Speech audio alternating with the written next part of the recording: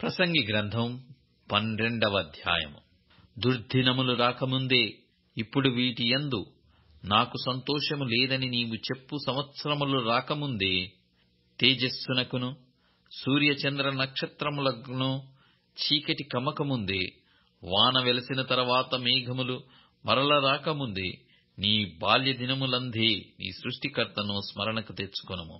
ఆ దినమున ఇంటి కావలివారు వణుకుదురు, బలిష్ఠులు వంగుదురు, విసురువారు కొద్దిమంది ఎగుటచేత పని చాలించుకొందురు. కిటికీలలో గుండా చూచువారు కానలేకుందురు. తిరగటి రాళ్ళు ధ్వని తగ్గిపోవును, వీధి తలుపులు మోయబడును, పిట్ట యొక్క కూతకు ఒకడు లేచును. సంగీతమును చేయు స్త్రీలు, నాదము చేయు వారందరూ నిశ్శబ్దంగా ఉంచబడుదురు. ఎత్తు చోటులకు భయపడుదురు, మార్గముల యందు భయంకరమైనవి కనబడును. బాదము వృక్షము పువ్వులు పూయును, మిడత బరువుగా ఉండును, పుడ్డ బుడుసుర కాయ పలుగును. ఏలయనగా ఒకడు తన నిత్యమైన ఉనికి పట్టునకు పోవుచున్నాడు. వాని నిమిత్తము ప్రలాపించువారు వీధులలో తిరుగుదురు. వెండి త్రాడు విడిపోవును, బంగారు గిన్నె పగిలిపోవును, ధార యొద్ద కుండ పగిలిపోవును, బావి యొద్ద చక్రము పడిపోవును. మన్నయినది వెనకటి వలనే మరల భూమికి చేరును.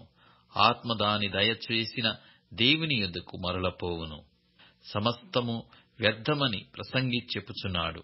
సమస్తము వ్యర్థము. ప్రసంగి జ్ఞాని అయ్యుండెను. అతడు జనులకు జ్ఞానము బోధించెను.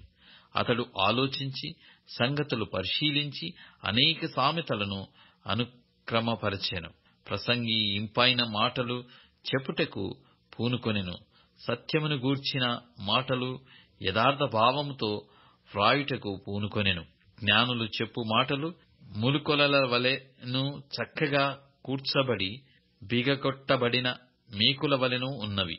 అవి ఒక కాపరి వలన అంగీకరింపబడినట్టున్నవి. ఇదియుగాక నా కుమారుడా, హితోపదేశములు వినుము.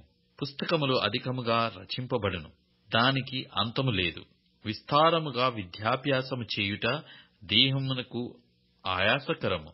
ఇదంతయు వినిన తర్వాత తేలిన ఫలితార్థమీదే. దేవుని యందు భయభక్తులు కలిగియుండి ఆయన కట్టడలను అనుసరించి నడుచుండవలెను. మానవ కోటికి ఇదియే విధి. గూఢమైన ప్రతి అంశమును గూర్చి దేవుడు విమర్శన చేయునప్పుడు ఆయన ప్రతి క్రియను, అది మంచిదేగాని చెడ్డదేగాని తీర్పులోనికి తెచ్చును.